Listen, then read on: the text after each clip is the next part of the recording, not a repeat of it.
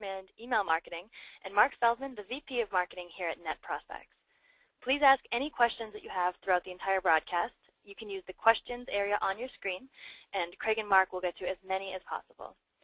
Also, before you ask, we will be sending a full copy of today's slides as well as the link to the on-demand recording to anyone who's interested. If you're joining me on Twitter during the broadcast, let me know. Our Twitter name is @Netprospex, and be sure to follow us for upcoming email marketing webinars between us and Pinpoint. With that, let me welcome all of you and introduce Craig Stouffer. Hey, thanks, Katie. How are you guys doing? I'm glad we've got a lot of people here on today. I think between the two events we had well over 1,000 people register, so everybody is in listen-only mode, as Katie indicated. Let's go ahead and get rolling through this. The slide, the agenda should pop up here now. Give me just a second to be sure it's displaying properly. Okay. Mark, do you want to run through the agenda real quick for us? Sure, Craig. Thank you. So we're going to start off today. Number one, we're going to be talking about avoiding spam content filters and making sure that you don't inadvertently put certain words and things into your emails that get trapped in spam filters. Number two, we're going to talk about images and what are the best practices for images in your email. Number three is we'll be talking about some writing tips to ensure that you have great click-throughs and opens on your emails. And finally, we will be covering some HTML coding tips to help you get better click-throughs and deliverability on your emails. Okay, fantastic. And then for today's attendees, a little bit of background here on what we're offering for each of you. Pinpoint is an on-demand email marketing service provider. We focus primarily on business-to-business customers. The offer for the folks who attend today is up to a free month of Pinpoint service. Our service is a subscription service, kind of like iContact, Constant Contact, and others. It's anywhere from a $49 to $550 value, depending on what level you do. You can sign up for a monthly subscription between 5,000 to 100,000 emails per month, and you can go to the website there that's listed to our Getting Started page and use that coupon code that's up there. If you have any questions, certainly drop us a note afterwards. And Mark, you folks have some offer or have something for attendees also? Yeah, absolutely. Just as a small thank you, a token of appreciation for joining us today, Netprospex is offering you a free trial account with 100 credits, so you can sample our service, which gives you access to 19 million business contacts that have been verified and have email addresses, so that you can take a test drive of what we have to offer for your prospecting needs.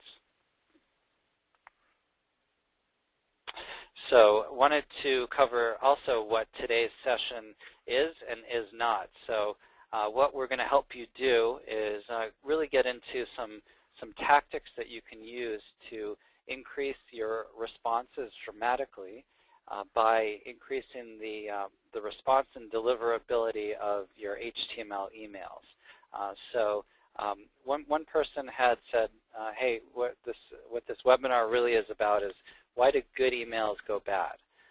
So what this webinar is not about is how to trick a spam filter. So what we will cover is really some things that you can do to make sure that spam filters, which have a lot of false positives, don't inadvertently catch your email and accidentally or inadvertently divert it into the spam folder or into the spam traps.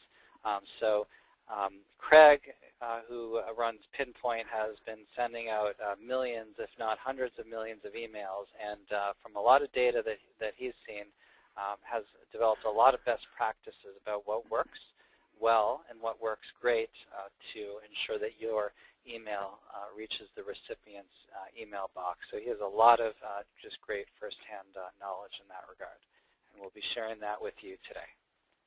Okay, thanks, Mark. Yeah, and our focus is the content today. What we've done is we've gone through and we've looked at thousands of customer campaigns, hundreds of millions of emails, and tried to just pull up the top key points. We're trying to squeeze some high value here in about a half an hour, 40 minutes. And so these are sort of a collection of things, as we noted here, from dealing with images, a little bit about content, a little bit about writing tips, and we even include some HTML coding tips that you can forward along to your designers. Okay, so let's get started. What affects email responses and deliverability? The first is the readability of the content and actual quality of the content. That's what this webinar is about, Email Marketing 101. Once your email is delivered, make sure it's read. So that's key. Other items on the readability or the content are you want to avoid spam-like content. We're going to cover that again, as I mentioned here a little bit later. Effective image use. If you don't use images correctly or effectively and efficiently, your email may get delivered, but it's not going to be necessarily read or responded to. And then also effective writing style and content structure. We have a separate webinar. We'll give you a list of additional webinars at the very end of this, but we have a separate webinar that's just on email writing style and writing tips. And what we find is interesting looking at the analysis of emails is you'd be amazed how many times we see an email that, for example, doesn't include a call to action, like click here to do something. Anyway, we'll talk about just at least the basic structure and a couple key points with respect to email writing style. So readability and content, that affects the deliverability and the response rate. Some other things that affect the actual deliverability are going to be the sending reputation of the sending domain, the IP address, addresses that are used. So, for example, proper email server configuration, whether you're using your own servers or using an email service provider like Pinpoint or iContact or something, the email servers obviously have to be configured correctly. The email server's IP address reputation, complaints against the domain or your domain or the sender's domain and the IP addresses, bounces, list quality, spam trap hits, those are all things that impact the sending reputation and will impact deliverability, and then, of course, other technical things like correct sender header and so on and so forth. So we covered that, the technical aspects, in another webinar called Email Marketing 201 that we'll make you aware of, and that'll be out here probably in the next 2 months or so. We've got a series of different webinars. We'll provide a slide at the very end. But anyway, this particular event or this particular webinar is going to focus heavily on the readability and content as opposed to the sending reputation. Okay, so let's talk about a couple things that are focusing on the spam content and spam content filters. Waiting for the slides to advance here. Okay, so spam content filter operation. Your slide will come up in just a moment. So virtually every email inbox is protected by a spam content filter that's going through and analyzing the content within the email, and it's doing statistical analysis on the phrases and the actual content and the words and so forth, including the links and the raw HTML. So what that means is, you may have an email and you look at the actual text. The way that a spam filter is going to look at your email and analyze it is it's going to look at the actual raw HTML. So, for example, we have customers that might put, we've seen customers that may have phrases or words that are not very user-friendly from a spam filter perspective, but they're actually embedded within the URL. So it might just say, click here, but the actual link might say something like, to get your prescription or something. It may have a phrase or security, for example, or a phrase that's not necessarily well-liked by a spam filter. Okay, there are a lot of different content filters, Hotmail, Yahoo, Gmail, Spam Assassin is used as sort of a public domain available one that a lot of people plug into their various enterprise spam filters and so forth. And very simply, the way a spam content filter works is it's going to go through, analyze based on a whole set of rules, and we'll give you some examples here shortly, but based on a series of rules, and then adds up your score typically, and if that score is above a certain threshold, then your email is going to be marked as spam. Okay? If your email is marked as spam or the score is above a certain threshold, here's how an email spam filter will do. What an email spam filter will do. It'll either deliver the email into your spam folder, which is the one we're probably most familiar with because we can see what's happening. The second thing is it may drop the email but report the failure back to the sender. That's kind of good because if I'm sending the email and I, inadvertently perhaps include some phrases or some content that gets me, that gets my email marked as spam, at least as the sender, I know what's happened and I have the opportunity to fix that in the future. Or if the recipient says, hey, I didn't get your invitation, what happened? I know what's happened. But the more common thing actually is it'll just simply throw it away and not tell anyone. Hotmail is pretty well known for doing that. Actually, Hotmail will quietly just discard the sender email in most cases and not provide information to either the sender or the recipient. So here are a couple spam content filters that you want to, or phrases that you want to avoid. So again, this is very tactical, high level, but you know what? I see this, or we see this information, or these kind of mistakes and items in all kinds of emails. Now again, what I want to do is at the top level focus on just the stuff that we typically see in business to business or mainstream business to consumer emails that are legitimate emails. So I'm not going to talk about Viagra and Cialis and all that stuff. Obviously, there's a set of content that gets filtered out, but that I'm assuming doesn't apply to our people who are attending today. So in terms of the kind of things that might accidentally get you tripped up, here are some things that will increase your spam score. The first is if a spam filter sees any type of a tracking ID like click tracking, it will increase your spam score a little bit. The ranges are between 1.1 and 2.0. These are, by the way, these spam scores are taken from the Spam Assassin engine that's used and plugged into a lot of spam engines. And if you can see at the URL down at the bottom, if you want to see the complete list of the hundreds of different tests that a Spam Assassin spam engine will look at, you can check that URL down there at the bottom, and you can see for yourself in more detail. But again, I'm just trying to focus on the higher level ones. And the range of 1.1 to 2.0 depends on whether you're scored whether it's your local inbox or network or enterprise or different parameters. But the point of it is that score will range. It's not a fixed number, but it'll range between a 1.1 to a 2 will be an incremental addition to your spam score. So you have to think, do I want to track emails or not? I mean, in most people, the trade-off is, that simple score of adding 1 to 2 points isn't going to put you into the spam over the threshold, if you will, to mark your email as spam.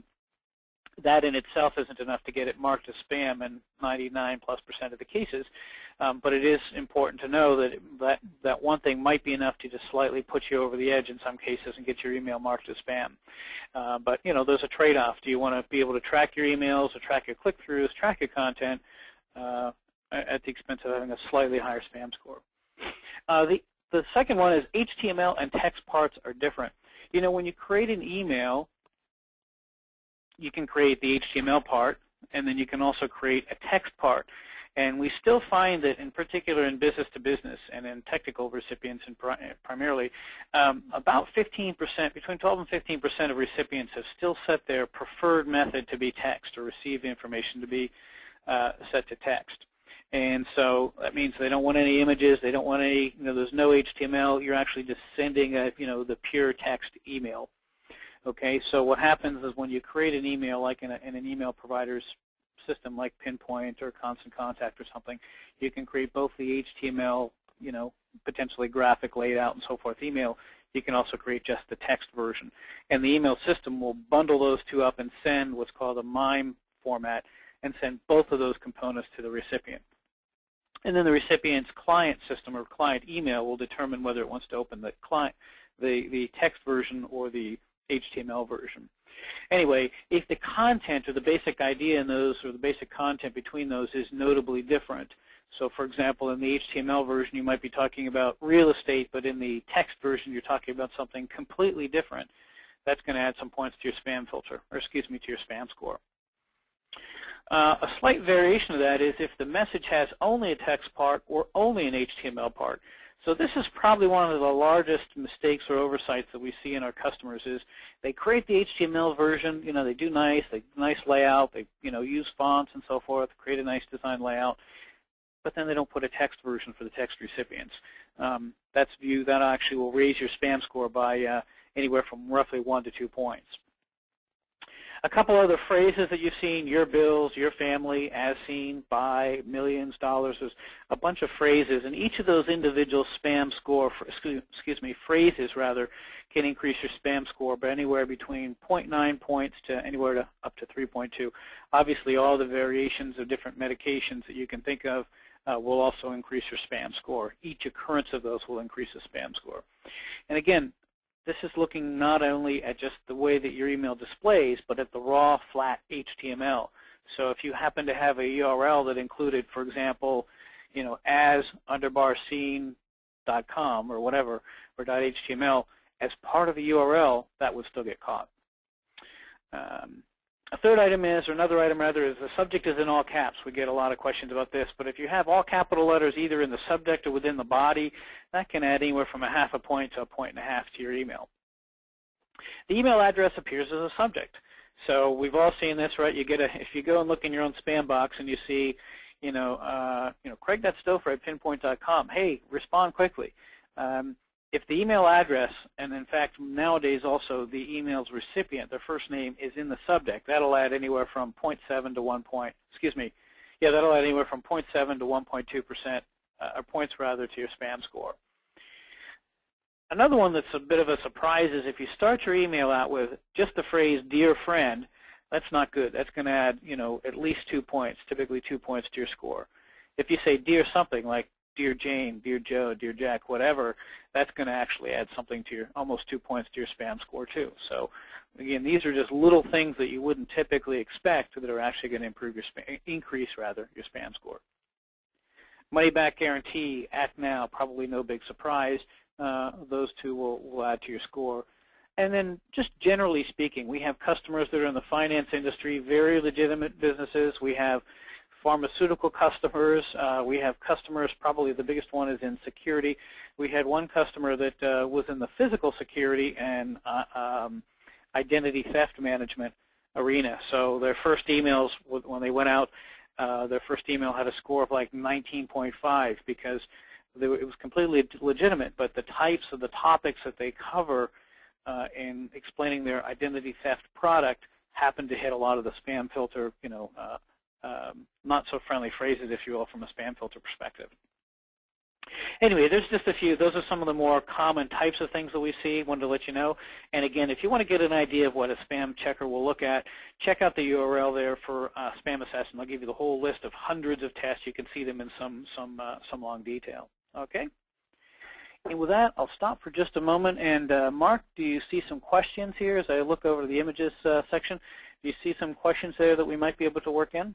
Yeah, absolutely. There have been some great questions coming in. So if you have questions, just please enter them in real time, and we'll get to as many as possible. So I'll start with the first one from Kenny, who says, who asks, what is the score? I'll just paraphrase. Is there a high watermark where emails with a certain score start going into spam filters? Is it like a 3? Is it a 5? Is it a 19? Where is that high watermark, Craig? Yeah, that's a great question, and it's totally arbitrary. There's a default, the defaults, but it'll range anywhere from a score of the typical guideline in our spam previewer we have in our system, for example, is try to keep that number below a 5. But it unfortunately isn't a black and white number. The short answer is follow best practices, try to keep it as low as possible, and if it's under 5, you're in pretty good shape. If it's under 2, you're in really good shape from a content filter. Again, content filtering, to be clear as we go through, content filtering is only one test that an email will be subjected to. You're also going to be subjected to all of the issues around, as I said, the IP address or the reputation of the sending IPs and the sending domain and so forth. But from a content perspective, in summary, that shoot for a guideline of 5. If you're using a spam content checker or spam checker, Pinpoint has one. Constant Contact, I believe, has one. Many of the ESPs will have one. If not, they have them available as a separate option. You can pay a few bucks for it. Highly recommend you take a look at that. Also, some IT people, and not some, IT has the flexibility for most of these to kind of turn the knobs, if you will. For example, they may decide if you're in the pharmaceutical business, you might, for example, choose to ratchet down the spam score that's added for something that might have to do with your regular line of business. So there's a rule of thumb, roughly 5 is a good starting point, but then understand that virtually every IT person can add their own tweaks and adjustments from there. Okay, thank you. And then there have been a few questions about how to address the email if you can't put "Dear Friend." So I think maybe could you clear up how you should, or how somebody should be addressing an email? I think maybe that wasn't as clear. Yeah, interestingly, so you could use just their first name, like Joe. If you think of the way you might have just normal correspondence when you send a note to a colleague that you know, If I'm sending one to one of my colleagues or something, I might just say, hey, Joe, right, or Mark, or hey, Mark. I don't say, hey, dear Mark, or whatever. I don't say, dear Mark, how are you, right? So, so in summary, you might drop the dear or even drop the salutation. So I would say just put in the recipient's name as part of the customization, if you can do that. Got it. Thank you. And then there's a number of specific questions, I think, about if I put this in, this word or that word in, will this increase my spam score? And you mentioned that a number of email service providers like Pinpoint, Constant Contact, and others have a button.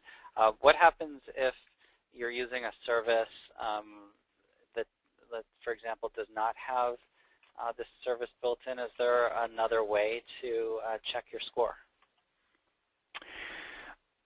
So if the email service provider does not have a spam checker, let me follow. That's a great question. Let me follow up afterwards. There are a range of services. I believe Return Path is one that has a service. I think they're more focused on larger enterprise, so it's a more expensive fee, I believe. But there are some companies that have a spam previewer, and again, they charge anywhere from $10 to $30 for it. I'll tell you what, I'm going to follow up with that in the notes section. What we'll do is after this, by the way, we summarize as many of the question and answer as we can, and I'll make sure that that one is covered and we find the referral to you to one or two that you could use. Okay, thanks. Okay, I'll tell you what, let's jump forward and then we'll grab a few more questions as we go through here. Okay, next section, let's talk a little bit about image do's and don'ts. We see these kind of mistakes quite often, and again, it's very easy to make, or these are very easy mistakes to make or oversights to make. Many people don't realize that nowadays, fortunately or unfortunately, whatever, as a result of pornography and, spam filters being extremely conservative and so forth, images by default are disabled for over 65% of email clients. So when you send your email, if you've got an image in it, you've got a 2 in 3 chance that it's going to be blocked by default. And either, well, if it's blocked by default, typically then the recipient can click on a button that says display the graphic image to see the full system. But if they don't click on that, or if they're just simply skimming through very quickly, they're not going to get the full benefit of your email when it's initially rendered. So keep this in mind. When you're looking at your email, how is your email going to look without images? So here's one email that was actually a real email out of my inbox, and you can see this was with an older version. I think this was with Outlook 2003, so you can see how it was displayed. Right-click here to download pictures. That's the only information I have for every image. I have no idea what this email was about. I actually just deleted it without looking at it. So that's one aspect of it. Now here's another example. We see this quite often too. Customers will use an outside agency, and they'll produce perhaps a PDF or a JPEG image, initially a PDF and then maybe a JPEG image. And it's a really nice, beautiful graphic image. I use this one just for example. I didn't really send this, but you get the idea. So very nicely laid out and everything. Looks nice. Looks very professional. Looks like something you would produce, in Adobe Illustrator. So this is what they actually send, or what I sent. This is what the recipient actually got. Not very informative, right? I don't know if that's showing up on your screen yet. Yes. There we go. So what they got is basically just the outline of the image and then click here to unsubscribe. Very poor response. So it doesn't work out very well. So again, we see this mistake quite often. Customers don't realize that your email really needs to be designed in a way that's for email recipients. And one, the takeaway from this is, well, what do I do about this? How do I improve results? Here are a couple tips for using images. And my focus on this, by the way, is more towards business to business. I think it also applies nowadays for business to consumer, but we're not business to consumer experts. There are different philosophies on how much you should spend or invest in the design and graphic design of B2C. But for B2B or business to business, here's some applicable points. The first is use alternate text tags in your HTML. There's an example of what that means. If you know what that line means under the second bullet point, great. If you don't, just make sure that your designer or your coder that's coding up your email for you does this. So the alt text, in this case, display this if the image is blocked, is, of course, what's going to be displayed if the image is blocked. So that's the content, or that's the text you need to use. If you're using a email system like a Pinpoint or any of the others, our online editor, WYSIWYG editor, you simply click on the image and click on attributes, and that'll allow you to add the alternate text. So very easy to do. The next key point is preview your email with the images blocked. Again, a lot of people forget to do that, overlook it, and just don't think what it's actually going to look like in that situation.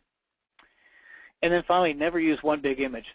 It looks dumb. It is going to increase. Another side effect is it's going to increase your spam score. There's actually a spam filter for the image to text ratio, and you're going to add a couple points to your spam score simply by having a lot of image and very little text.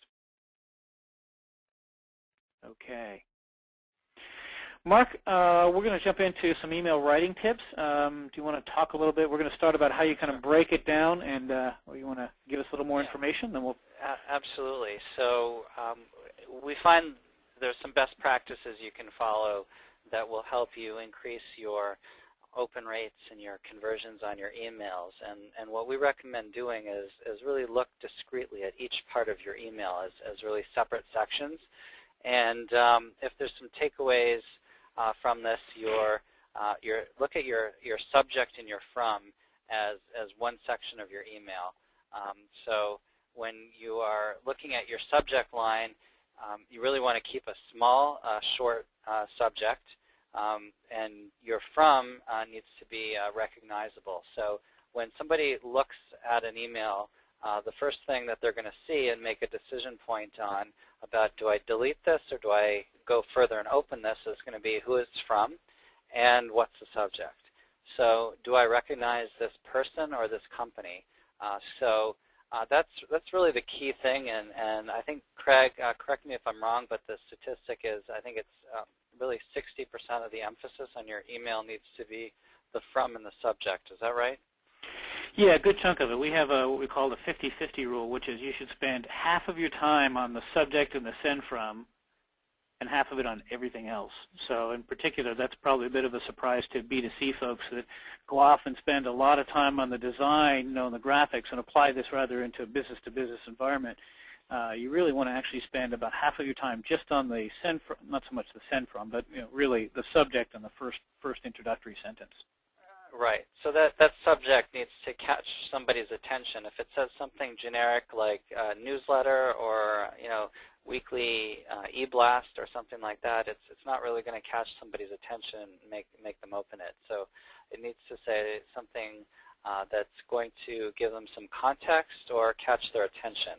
And the from, if I don't recognize it, there's a good chance that it's going to get deleted or thrown away pretty quickly if I don't recognize it. If it comes from a company, then I know it's a marketing email, and if it's a company that I don't recognize and have not heard from in a long time, it's probably going to get deleted. If it's something that I'm interested in, seems like a familiar person, I'm probably going to move further along. So next is the salutation.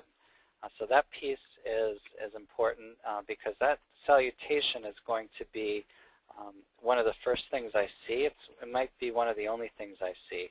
I'm just going to kind of move down a little bit into the above the fold piece and talk about that with the salutation.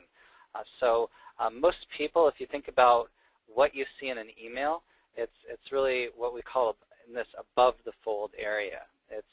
It's what you see before you click or use your scroll wheel on your BlackBerry, before you move down, before you hit your scroll bar, before you touch and move down on your iPhone or your iPad.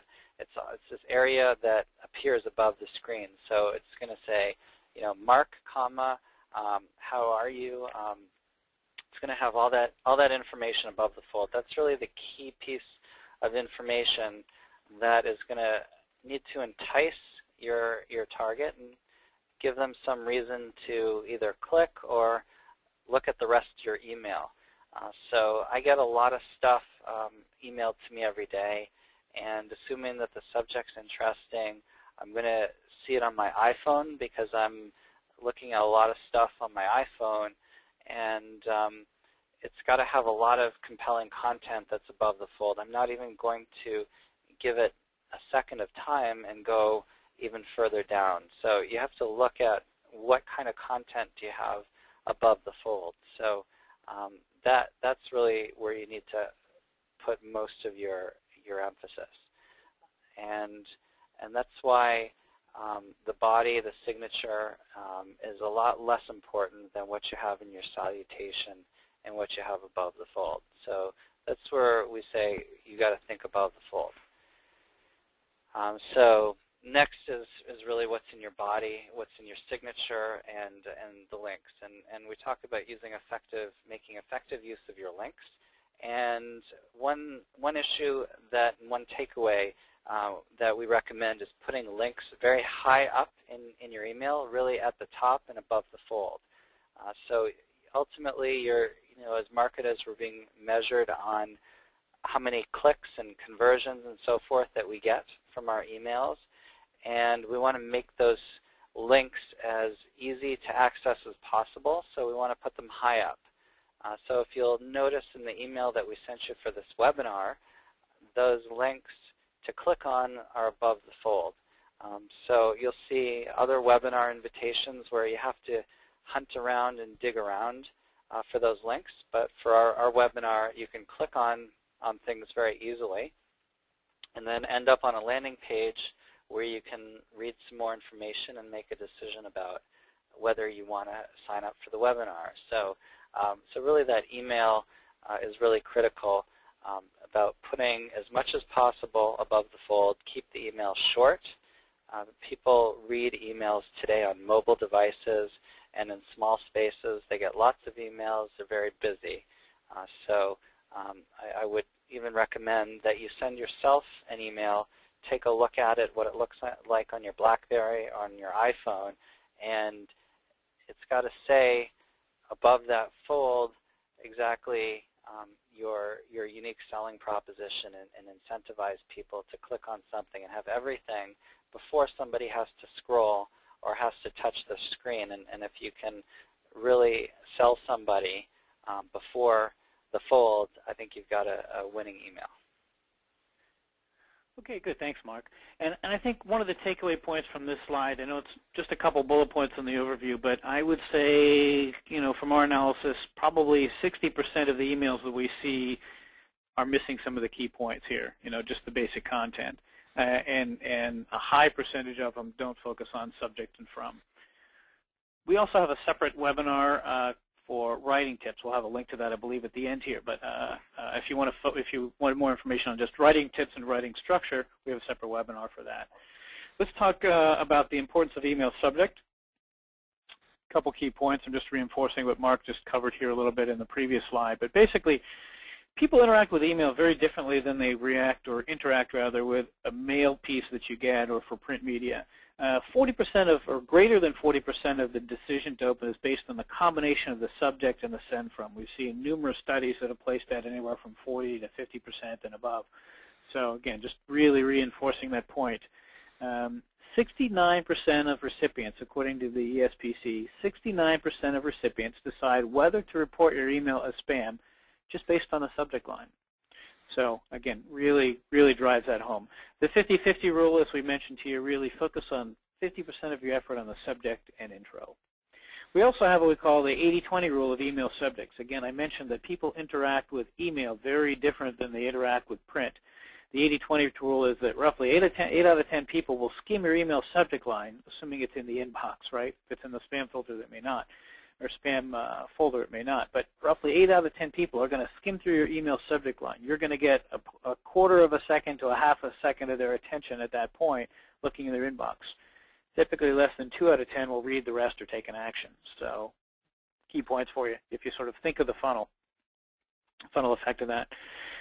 Okay, we mentioned, Mark was talking about the opening and above the fold. I've got this slide really summarizes some of those key points that Mark just mentioned, and we have a user that just reminded us too, I guess, that the above the fold is the print media term. So since a lot of folks here also come from print media, above the fold is a print media term. The new media or online term is actually considered the jump. But anyway, whether you're looking about jumping or folding, either way, here's some key points for you. The first is, what is it? It's the first roughly 3 lines, the subject, and roughly the first 3 lines or a few pixels. It's actually 200 pixels. It's what's going to be in the preview pane, a very small component there. You have that amount of information to grab somebody's attention and get it, so use that wisely. That's why Mark was mentioning we have in our separate webinar here on email writing tips, we go through the actual analysis of putting a link or call to action potentially up in the very first introductory paragraph. So consider that. Can your opening sentence stand on its own? I've seen emails that are 2 pages long where the first introduction is practically a paragraph. Somebody's not going to read that typically in email, in particular if they don't know who you are. But as you're looking at the email, think of this particular approach. We call the 5+30 approach. Tell the 3 to 5 second version of your story first in the introductory sentence or 2, and then tell the 30-second version. I mean, it's sort of like you're in an elevator, the elevator pitch. But if normally the elevator pitch assumes that you've got 10 floors or so to be able to tell your pitch. Think of email as having in your subject line, if you will, in the intro part. Think of it as having an elevator ride where you've only got 1 floor to tell your story. And then you get off and maybe you've got, the remaining 30 seconds as you walk to your destination to tell a little bit more. Okay? So there's some tips on above the fold. Here are a few more email writing tips just from a content tips. These are taken from our full webinar email writing tips, as I mentioned, but here are a couple key points for you. Personalize where possible. Generally, we find that if you send from a person rather than a name or generic like sales at ABC or info at ABC or do not reply at ABC Company, generally sending from a person will do better. There are exceptions to that. We have some analysis in our separate webinar and go into a lot more detail, but the takeaway point for you is typically personalize where possible and with a more common name where if and when that's possible. Do include specific and measurable calls to action, meaning turn on link tracking if you can, and as we mentioned earlier a couple times, try to work in a call to action or a link within the first paragraph. We find there's no problem with putting the call to action like, click here to register or learn more, and then also putting that same link or a similar link a little bit further down, okay? Don't add the recipient's name and email in the subject line. We mentioned that in the earlier component there we were talking about, or the earlier section where we were talking about customization and personalization. Size matters. Even though our screens are now 2K wide or greater, a lot of email clients will still come up with a default size or window size, so you still want to have a maximum of 600 to 800 pixels wide. We're moving more towards 800 pixels wide. 600 is kind of tough to get much information, but think in terms of a maximum width of about 800 pixels nowadays. And as I mentioned earlier, monitor the image to text ratio. And finally, length matters. Short is good. Again, we have some real analysis on our separate webinar, or a couple different webinars we have. One is on case studies, where we did some analysis on the response rate as a function of the length of the subject line. And bottom line, you'll see this from various other email service providers too. We've all done some similar analysis. The rule of thumb is keep your subject line less than 45 characters. That's part of the reason why it's so darn hard and why you have to spend so much time on the subject line. How do you get all this information across to the recipient so that they'll be enticed to open and do it in 45 characters? And yes, that includes spaces. I always get that question. So that's text and spaces. Keep it less than 45 characters. Keep the email short in length also. Again, we've seen emails that go 3 pages before they have the link at the bottom that says, click here. And they're going to get a 0.001% response rate. So short is good. Takeaway point, subject line, there's a direct relationship between or an indirect relationship between the length of the subject line and the response rate. Sweet spot, roughly 45 characters, or a little bit less. Okay, I think we have a minute or two. We're getting down here towards the end. Mark, do you want to grab 1 or 2 questions, and then we will continue forward? Sure, absolutely. There are just a lot of questions coming in here. And let's take the first question here. Somebody has a specific question about they would like a recommendation for a subject line. Let's say you're doing something that a spam filter doesn't like you're running a contest, or if you're selling finance or security. Are there any ways that you can kind of get around that by using a subject line? Let's say you're running a contest. What can you do? Use a subject line. Well, that's a good one. You know, actually, iPod will add about a point to your score also. I would say, you know, just some of the basic tips are going to be: don't use all capital letters, don't use unusual exclamations, stay away from iPod if possible, and beyond that, you know, basically anything that's straightforward, you know, not overly hyped, for example, tends to work best. So you might want to try that. You could also check the link in the previous slide. We will be sending out the slides or a link to the slides later on. But check on the Spam Assassin. If you're really concerned, check on the Spam Assassin tests that are done, and you can see some additional recommendations. You know, generally, as I said, if you're you know, the question probably applies more to customers who are in the security business, for example, or the, you know, financial services type businesses. You know, the word contest per se isn't going to all of a sudden, you know, isn't going to automatically indicate that your email will be blocked as spam. So it's not like if you use, you know, just to be clear, if you use one word, it's not going to basically get you, send you to jail. But if it's really when you use a whole combination of all of these hot buttons that it's going to probably end you up in the spam filter. Yeah, in fact, good question. Yeah, so I meant to cover this, or to point out, if I go back to one of the earlier slides about all the different things that can impact your spam score. As a general rule, no individual mark is going to get your or no individual phrase, for example, is going to, the way the rules engine work, no individual phrase is going to get you marked as spam. It's typically a combination. So even if as a general rule, again, people can figure it differently, but let's say the spam threshold that's been set is 5, or let's say it's 3. The IT person sets it way low, right? So they set their threshold to a score of 3, and you hit one of those rules that gives you a 3.2.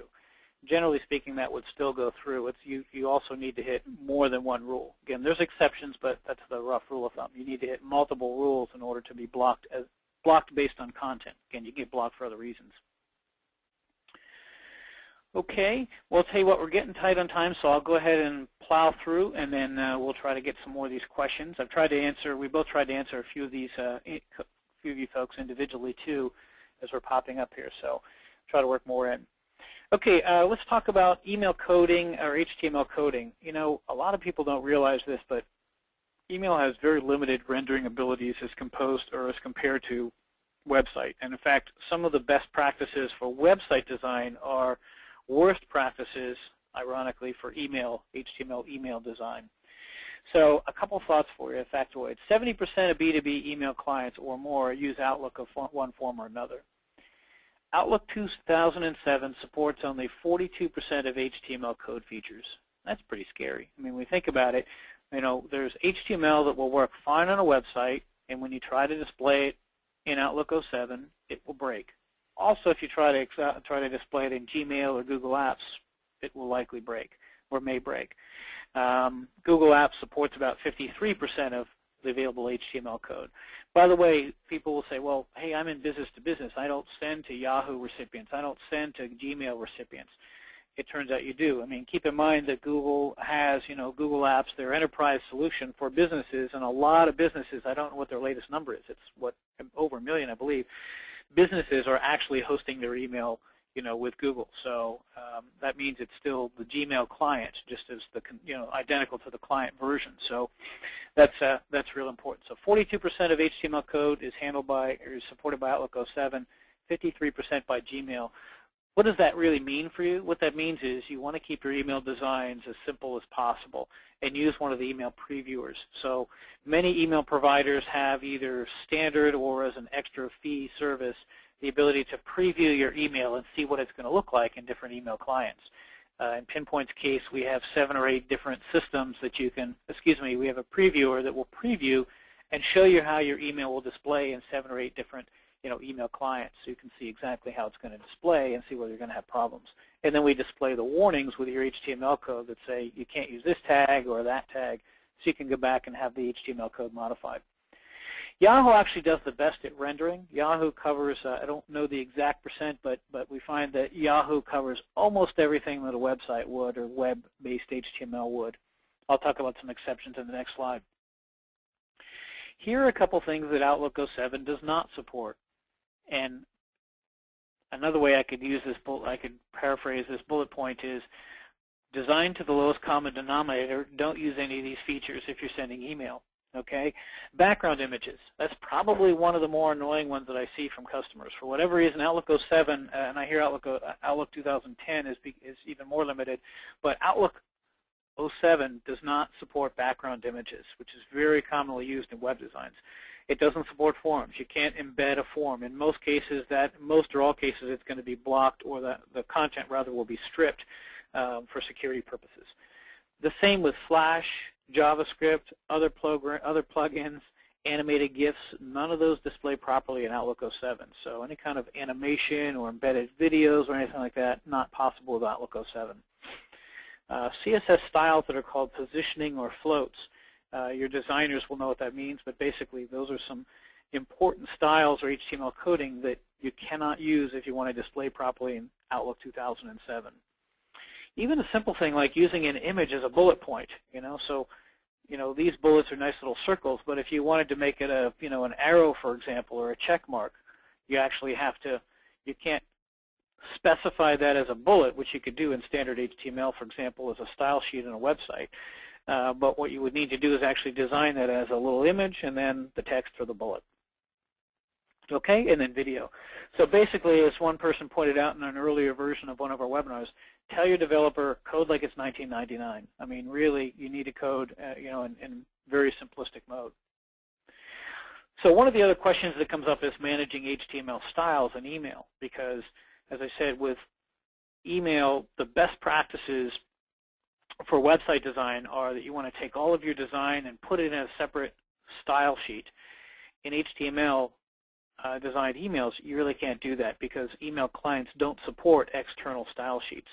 So what you actually need to do is a couple things. The first is you can just use an inline embedded style sheet or embedded styles or style sheet. Here's a little code snippet in that first bullet point. Again, your coders will know how to do this, or the designer, but you want to put that right inside the body tag. Email clients also strip everything between the header tags. Again, for your designers, what that means is, typically they might put some of this information like the style sheets up in the header tag that may be stripped by, for example, Gmail strips everything in the header tag. So the embedded styles actually need to be implemented within the HTML body. Okay, and here are a couple HTML tidbits. I'm not going to go through all of these. I'll leave them on the slides for afterwards. But break, paragraph breaks. Just a simple thing like hitting a paragraph break, or defining separate paragraphs that will add the additional line spacing from paragraph 1 to paragraph 2. Those render differently depending on whether you're in Yahoo or Gmail or Outlook.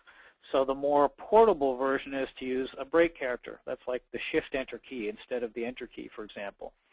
Again, you want to use break codes as well instead of paragraph tags. Okay? I've got a code example there of how you might do a little bit of a workaround for Outlook 07's inability to do background images. No image maps, no JavaScript, no frames, no ActiveX, no ASP, no PHP, and etc. Okay? So there's a few tips for you to pass along to your designers. Okay, so what I thought I would do right now is give you a quick comparison. I'm going to shift gears, final thoughts on comparing results of an actual result from a previous campaign where we sent a total of 103,000 emails. And what I want to do is compare the response rates that we got based on the actual list, and then what the actual cost it was to get each of the recipients to a webinar based on that individual webinar. Okay, so switching gears from content to list quality, the first is we used our in-house developed list and then purchased vendor A, which we no longer permit. We only permit Netprospex purchased data within Pinpoint. And then also we looked at Netprospex. So we looked at the bounce rates on a particular campaign, and again, this was actually done many months ago. And if you go across here, you can see the bounce rates. You can see the unsubscribes. There's not a material difference in the unsubscribe rate across each of the different campaigns. The open rates, now if you just stop here in your analysis, you say, wow, our in-house developed list, we had a huge open rate. That was an extremely good one. We had 42%. We had only 5.5% to 8% for the purchase lists. But I'm going to come out on the next slide and talk a little bit about the actual cost per attendee. And you can see the click rates. The in-house click rate on this particular one was 1.4%, and then about half of that for the purchased, and you can see 1/5 of that with a different vendor. Okay, so again, if you stop your analysis there, you might say, hey, in-house developed list performs better.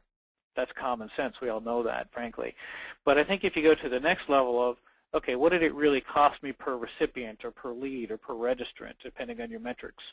Here's some additional details. The first is you look at what was the cost per name. If I purchase list, it was between 20 cents to 50 cents. Some of you may say, hey, I've seen up on the web, I've seen Bob's Big List that has 18 million B2B business contacts for $499. That's a great deal. It's a great deal, but it's really, really, really bad quality stuff. So don't ever try to purchase a list like that and try to use it with any email service provider. You'll get shut down immediately. But anyway, so a purchase list contacts are going to run anywhere from 20 to 50%. An opt-in list, if you look at your real cost to develop those leads, is going to be anywhere from 7 to 50 times more.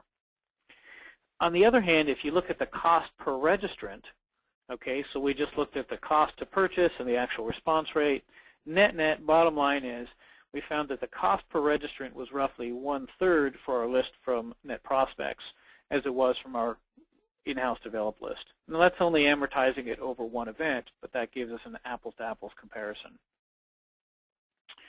And the list size, the other aspect is, in particular for business to business, we find it can be very difficult to scale the development of your list. B2C is a little bit different because they tend to get huge volumes. Those of us in the B2B space, typically, if we can build an opt-in list of 5 to 50,000 names, that's extremely good. Of course, if you can augment those with purchase lists, you'll find that you can scale and grow the contacts in your database much, much faster.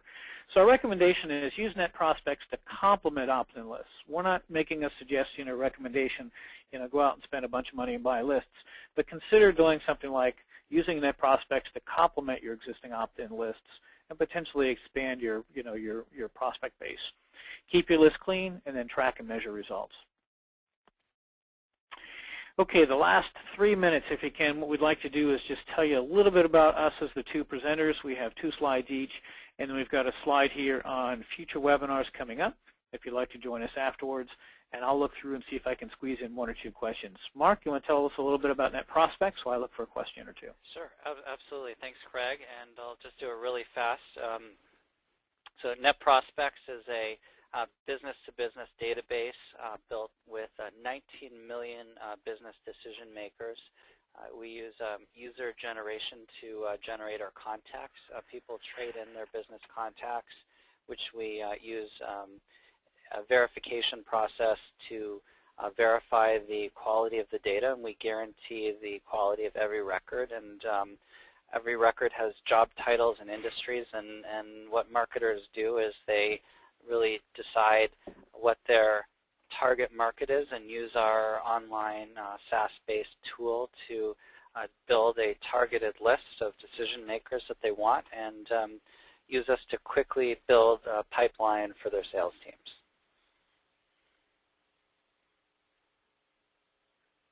So, and then here's a quick screenshot of our trading system. So many of our users buy data from us, but some people trade their contacts. It's basically a co-op model. So you can trade in your contacts, and you get 1-for-1 credit to download fresh, new verified contacts from us. So we definitely invite you to check us out, and you can sign up for free on our website, and we'll also be sending you out an invitation to get a free account with free credits. Great, thanks, Mark. And then just 1 quick slide from Pinpoint. What sets Pinpoint apart, and even who is Pinpoint? Pinpoint is an on-demand email service provider. We're like We're like a Constant Contact or an iContact or the others. We had a great customer quote. Pinpoint is a constant contact on steroids, so high-level feedback for you. We've got a lot of features. We're one of the most feature-rich email marketing solutions. We do permit non-opt-in B2B contacts from Netprospex, only from Netprospex. Any email service provider is going to say, you know, purchase names are a big no-no, but we've worked with Netprospex, so we actually can permit that because we know the quality of their data, and we've worked quite well with them. Pinpoint also has, in addition to our standard accounts, like you might have with a Constant Contact, for example, we do have an enterprise version for customers who also need, we have larger, medium, large enterprises that need between 5 and 250 or more seats that might be sending anywhere from a few $100,000 to tens of millions. I think we lost Craig's audio. Oh, can you hear me? Okay. Mark, if you can't hear me, I'm done. Can folks hear me? Okay. Sounds like we're still going. Sorry about that. Behavioral targeting does improve results by 35%, and we have about 6,000 companies using Pinpoint platform. Thanks. I see a bunch of people say, yep, they can't hear us. Thanks for the feedback, and I will let you go with that. Upcoming webinars, here's a list. If you want to actually look at the registration for the email writing tips, there's the URL and the link.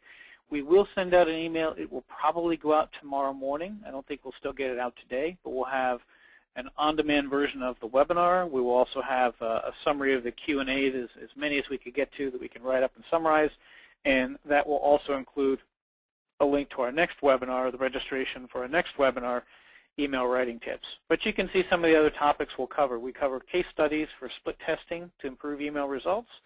We have an email marketing 201 that goes over how spam filters work. And then finally, we'll have a getting social with email. We'll do these over the next 3 to 4 months, and we'll be adding some additional content as we go.